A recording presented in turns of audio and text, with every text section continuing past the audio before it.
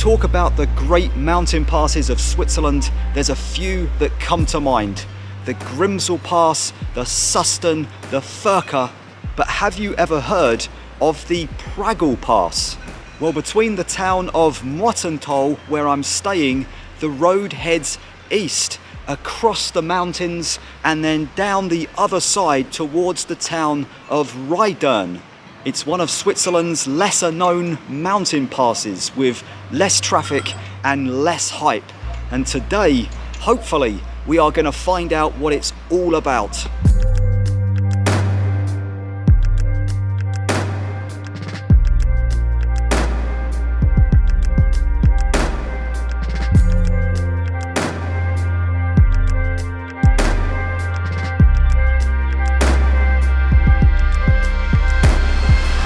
I have driven about a mile west of Muotathal and I have arrived at a place called the Vordere Brücke, or wooden bridge, near the village of Rambach, and I am going to consider this place right here the starting point for my adventure across the Pragel Pass. It is an incredible looking wooden bridge that I don't think is as old as it actually looks. There's a couple of inscriptions and signs on the bridge itself, dating it to 1998. Underneath it flows the Muotathal River, and I am in the Muotathal Valley, surrounded by incredible forested alpine mountainside. And either side of the bridge, I'm guessing in the village itself, are some really pretty traditional Swiss wooden houses. I had the drone up a little earlier and I could see that this river is flowing down through one of the valleys that shoots off from where I am right now. Well, what an incredible place to start our journey today. I am parked just the other side of the bridge, so I think what I'm going to do is walk across it, jump in the car and hit the road.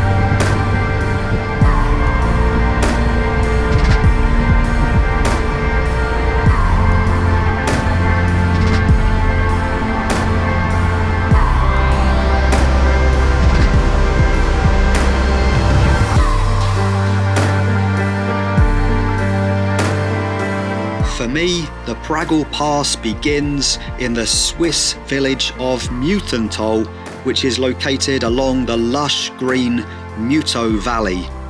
Incidentally, my hotel was located 300 meters from the pass just east of the village itself, and since we're passing by, I thought I'd give you a quick look around. The Hotel Alpenblick is a traditional Swiss wooden building surrounded by pastures and meadows and overlooked by the tall peaks of the Alps. I mean, does it get any more Swiss than what you're seeing here?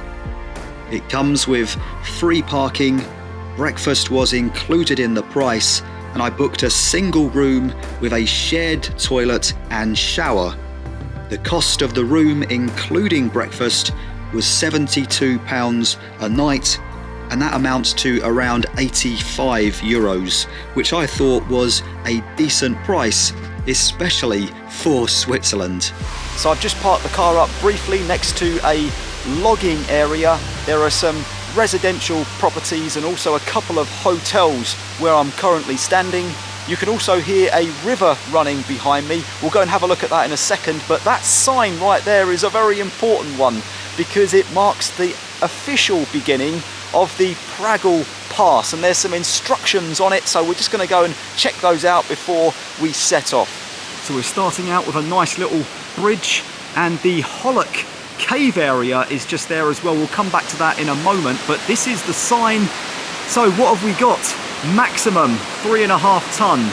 trailers, some kind of restriction on that. And then down here, there is a restriction on motor cars and motorbikes, but only on Saturday and Sundays, don't you know. On this side, it tells me that the Pragel Pass is often or open, but to beware of snow and slippery surfaces. We have a marker of 1989, and I'm guessing that that is possibly when the road got put on the map. It wasn't when it was built before that. We'll talk about that later on in the video. This is the stream running underneath the bridge that starts us off. You can see not much water at the moment, but I would imagine during the summer when the snow is melting, we would see a very different scene. So as promised, I have walked just a little way up the hill to find out what the Hollock is all about, and it turns out that it is an extensive cave system. Over 200 kilometers of caves and tunnels going down 1,000 meters into the ground. It is the second largest cave system in Europe, and guided tours are offered inside the hut. Unfortunately, I don't have time today to join one of the tours or to see if they are doing tours today. Instead, I'm going to head back towards the sign and then onto the car and start driving this incredible road.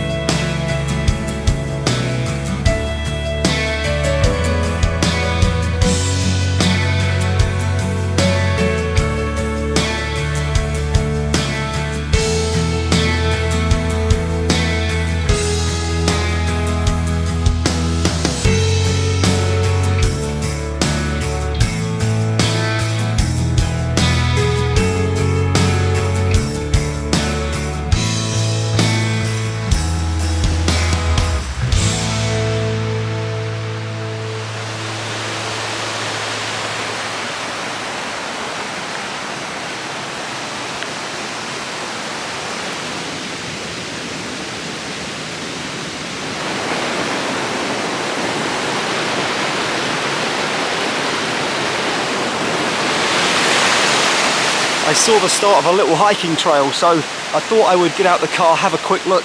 I've just walked across a beautiful mountain stream on a one handrailed steel bridge.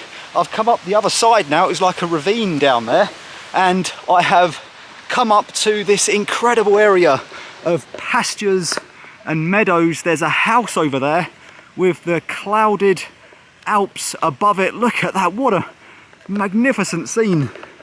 Everywhere you go around here there is something to see. In any event, it is starting to rain, so I think I'm gonna walk back again and get back in the car and get on.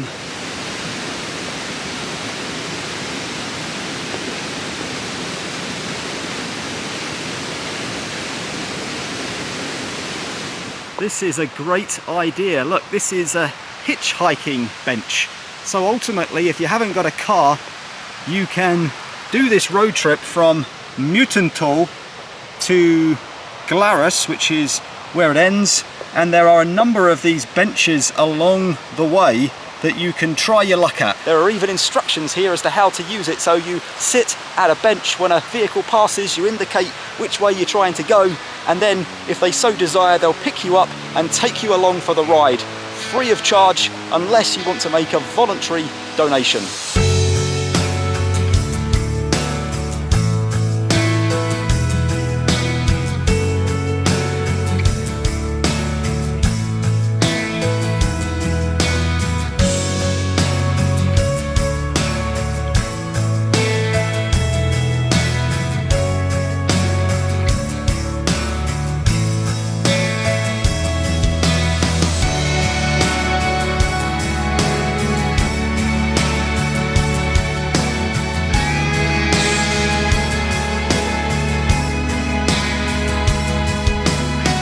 Now arrived at the actual summit of the pass.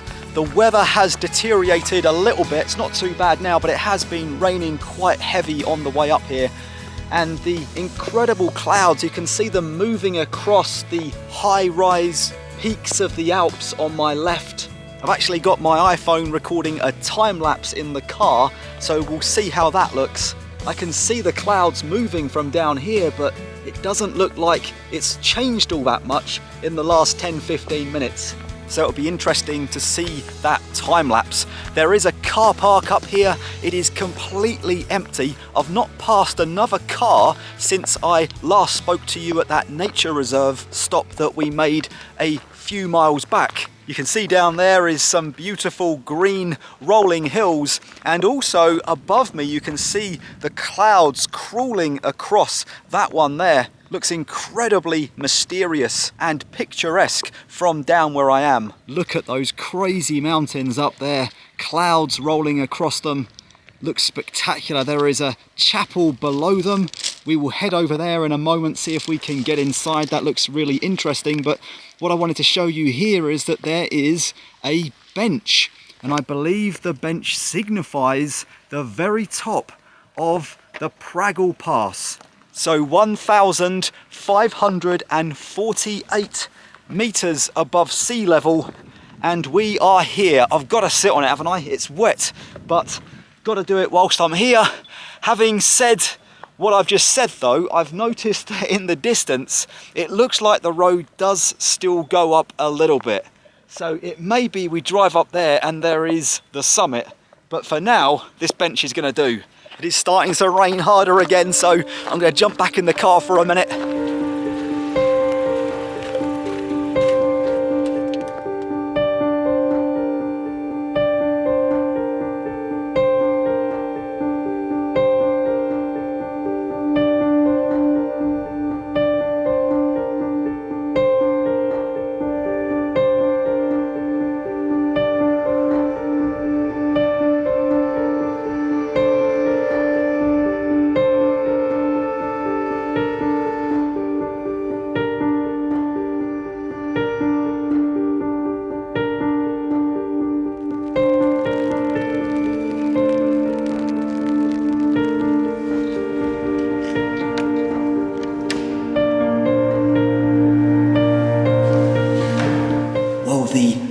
To the chapel was open, so I have come inside.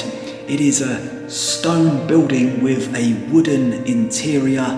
It's got a tiled altar and lots of wooden framed windows, making the chapel look very bright from inside. And I thought whilst I show you around, I would tell you a little bit about the history of the Pragel Pass.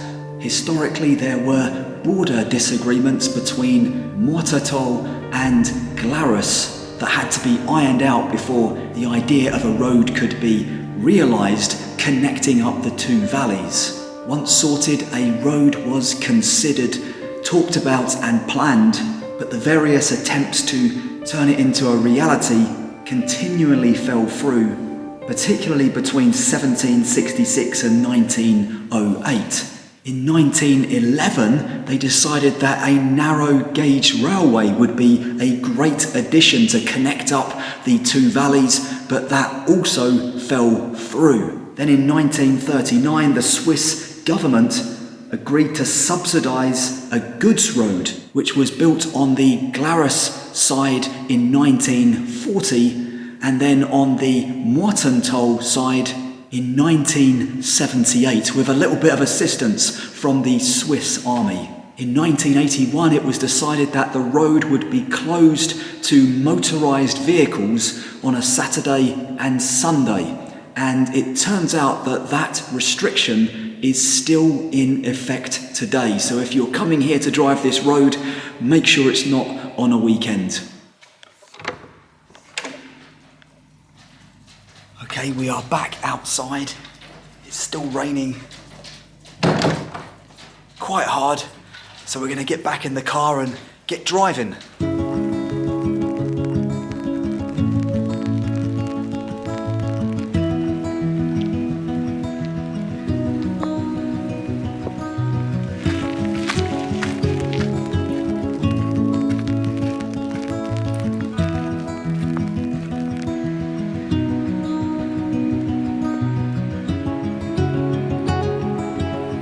I'm a little further along now. I'm not sure if this is the highest point or that bench was the highest point, but let me show you where I am. So if I zoom in, you'll be able to see the chapel down there, not far away. There's the chapel, and then the bench was to the left. And I've driven down this road right here, around this corner, and there is my car right there. I then walked up this little trail, and lots of hiking trails, by the way. You can see a hiking trail goes off into the mountains in that direction. Over here there is a monument, and it says 1970 to 1974, so I'm not sure what this signifies. It is in German, and I've got no internet, so I can't tell you, unfortunately, but that is what it says on there. And behind it, look at those incredible mountains. Benches here as well, so you can enjoy the views if the weather is a little kinder to you, but we are going to enjoy the views over in this direction. We're going to head down the pass now and see what we can find down in the valley.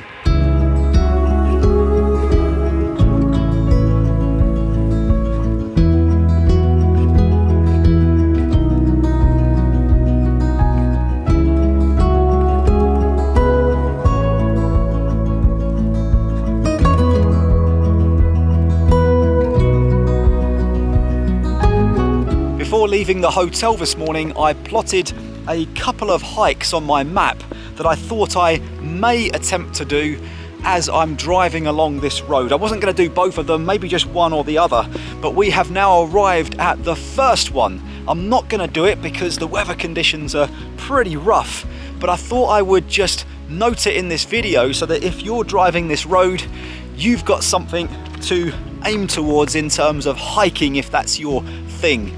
So, what actually is this hike? Well, it's a pretty steep climb up to the top of the mountains on my right hand side. You can see at the moment, or actually you can't see at the moment, because they are completely clouded over, so the conditions up there right now are pretty woeful. But about an hour, hour and a half, all the way up there is a beautiful mountain lake that you can only get to by walking. You can't drive up there, so it is especially good to do it whilst you're in the area. It is marked on Google Maps as Saas Pass. I don't think that's the name of the lake, but I will also reference the coordinates in the description below to tell you where I'm parked right now. There are a couple of hiking signs, a river that flows by next to it, and then from my calculations, the hike starts off not too steep, but by the time you get up towards the lake, it is going to be super steep. Anyhow, I think we'll save that for another time. It is rainy enough down here, misty enough down here. The visibility is already quite low. Just imagine what it's like another 1,000 foot up. Okay, I think what I'm going to do is get back in the car, keep rolling. We're heading now to that second hike, which is a waterfall hike. It's a little bit lower in the valley, so hopefully when we get down there, the weather will be a little bit better than it is here.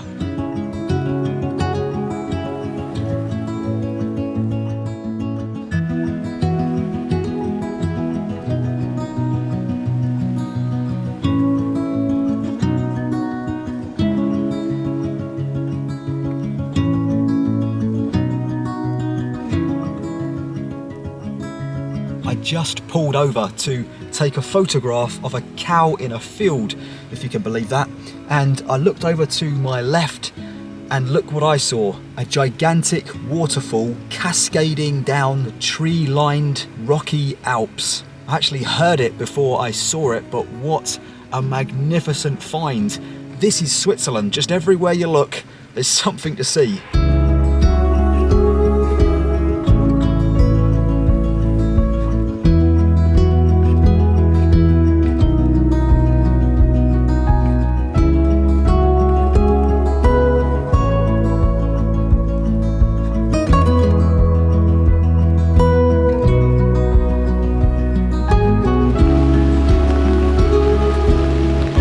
Sometimes you've just got to show the weather who is boss. I was sitting in the car, I've arrived at the lake, and the opportunity for that second hike I was telling you about, the waterfall hike, and I figured maybe I could sit in the car a couple of hours and just see if the weather improved, but chances are it's not going to. The forecast is that it will likely rain for the rest of the day. So what I'm going to do, I travel with waterproofs, waterproof trainers, waterproof bottoms, waterproof coats, umbrellas. I got waterproofs on my rucksack, and I figured I may never come back again, so why don't I just waterproof up and get on with it. So that is what I decided to do. We are going waterfall hunting. But before we crack on, take a look at these peaks. That one behind me, that is ginormous.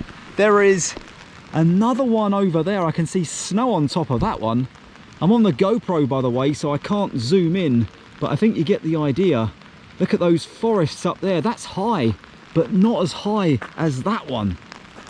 Unbelievable.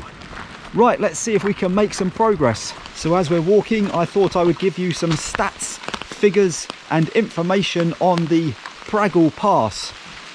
Walking over now a dry riverbed. I bet that's not going to be dry for much longer. We're in a forested section here, crossing a bridge. Really nice. And look at that, I bet that's coming down from the mountains, and the force of the water has brought all of that wood, stone and rocks down with it. So I've seen 2 or 3 of these now. These are mountain streams. There's no water coming down at the moment. Like the last one, the bridge crossed it. This one, there are stepping stones, I guess. So I'd imagine when the water is flowing, you would walk across these stepping stones, trying to avoid the water coming down from that direction. And the water, of course, passes through here and down into that beautiful turquoise coloured water at the bottom. The Pragel Pass. So the first thing I would mention about it is, as with many things here in Switzerland, there is an excellent website that you can check if you're planning to drive any of the mountain passes. It is called the Alpine Swiss Mountain Pass website, and I'll link to it in the description below.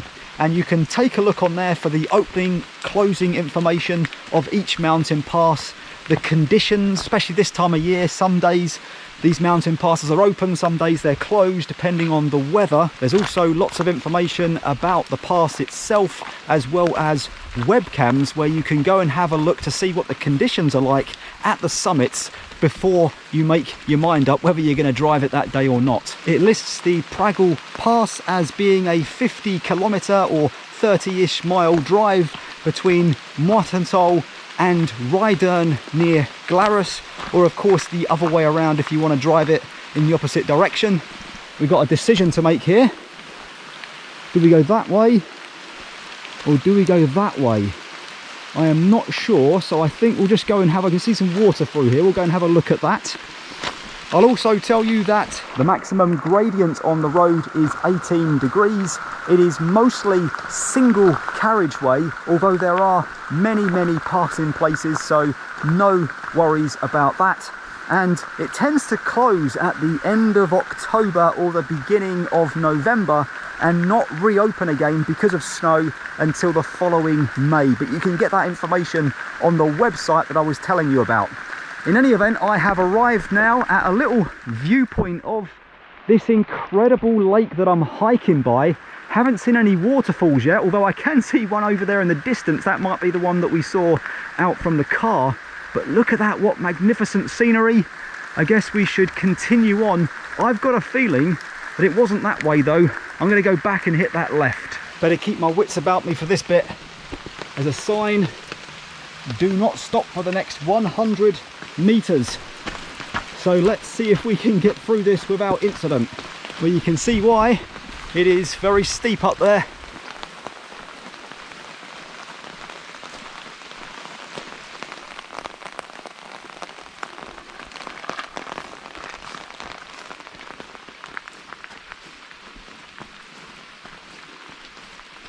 So I just came through this opening in the trees and suddenly I was hit with this waterfall. But before I show you it, let me just tell you that the hike that I'm on, if you did the whole thing from one side of the lake to the other, it is 4 miles, 6 kilometers. I am only doing about a quarter of it though to get to the waterfall. The rain is coming down harder than it was earlier, so I'm getting pretty wet out here. But the reward, of course, is that you get to see this phenomenal waterfall coming down from the mountains. I don't know how tall it is, but it is massive. And when the flow rate, let me just wipe away the rain, when the flow rate is higher, I think I'm standing now in the riverbed, so the water would be heading down in that direction towards the lake. Look at those incredible mountains across the other side of the water, and as we stand, the water is coming down that incredible waterfall, and it is flowing down this smaller, let me wipe the lens again, this smaller channel into the lake. But yeah, I bet in the springtime, when the snow is melting, this entire area is taken up by fast flowing water coming down from this incredible waterfall. I was just coming down to see if I could spot an opening in the trees where I could view the colours of the water, the lake, and I think I have found it. I know I've shown this already before on this video, but it is just mesmerizing, so I will show it one more time before we head back towards the car.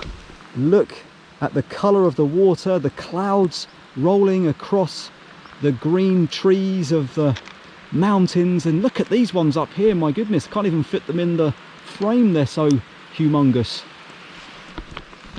Right, well, with that, let's just have a quick feel of the water to see what the temperature is. Yeah, pretty cold, but not as cold as I thought. Right, we're not going to swim back to the car, we're going to walk it, so let's get rolling.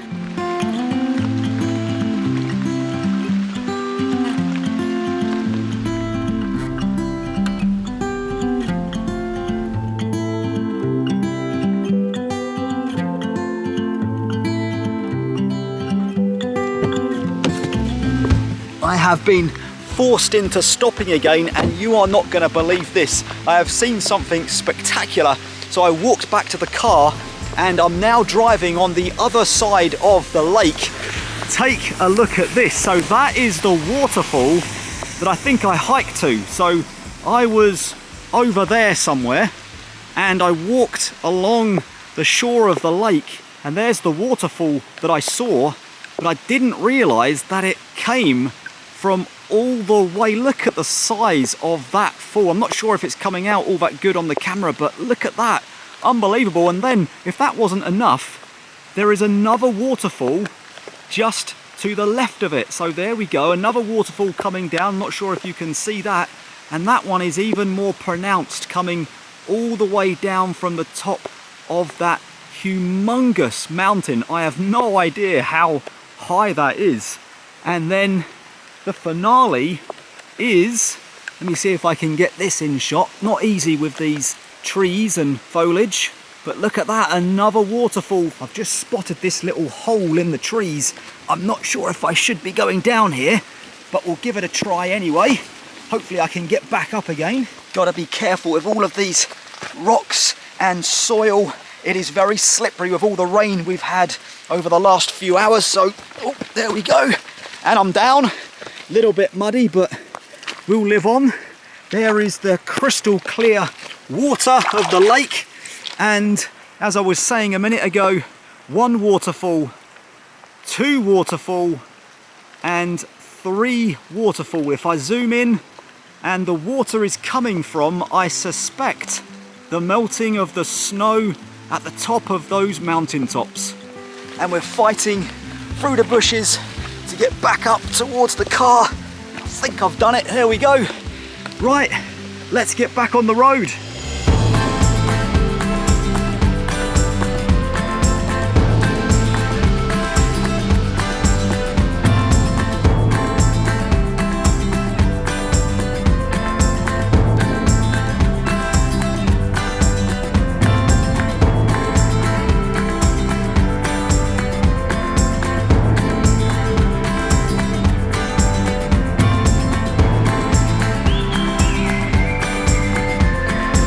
I've just made my penultimate stop. I've parked my car there and I am next to a restaurant at the moment. There are some maps up here. You can see the winding road that I followed to get up here, across the dam and all of that. We've got an incredible outside eating area over there. See the clouds below me, I'll show you that view in a second. Up there, Alps, snow, lots of it as well. Probably the most snow I've seen today. It is just covered in it up there. Goodness knows what altitude they are. We will check that out in a moment, but for now we're gonna walk over to the outside restaurant area. Nobody out here tonight, too cold, and take a look at this view. The lake that we've hiked around, driven around, is just down there as well. Lots of mountains, and here is a panoramic view of lots of what we can see. So this one right here, just about 3,000 meters. So up there we're talking, what, over 10,000 feet? Something like that anyway. No wonder there's snow up there. And we're losing visibility of the lake because of the clouds rolling across it, but I did see something quite interesting as well, if I can maintain focus. So that mountain there, not very good because I'm zooming in so much. The dark pronounced bit, that's the Pragel Pass. So that's what we were driving a little bit earlier on in the video, but clouds are filling the valley, and just 1 minute later we've lost the lake to clouds, and we have also lost those high-peaked mountains up there. It's now just a whiteness. Sometimes it's hard to give you a sense of how incredibly massive these mountains are, but I'm going to try and do it with this clip. If I pull back a little bit, that is a little shed in the middle of a meadow. Look at the size of those mountains in the background. This is unreal, and we also have many waterfalls up there. I've counted at least 8, all coming down. And then we've got the same just to the left of it there as well. Clouds in the foreground. What a beautiful scene here in Switzerland.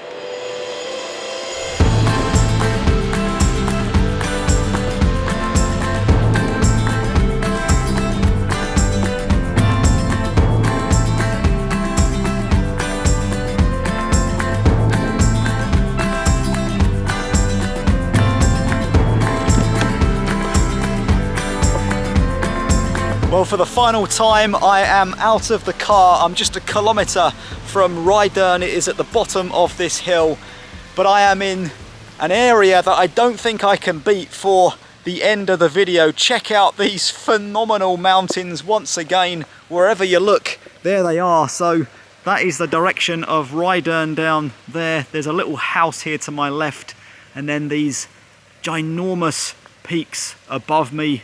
Green meadows. It is pretty dark now. The camera is picking it up better than my eyes can. So that is going to end my adventure here in Switzerland. What a phenomenal day driving the Pragel Pass. Lots more to explore, but it will have to be on another trip. Thank you very much for riding along with me today, and hopefully I'll see you in the next video real soon. Good night from Switzerland.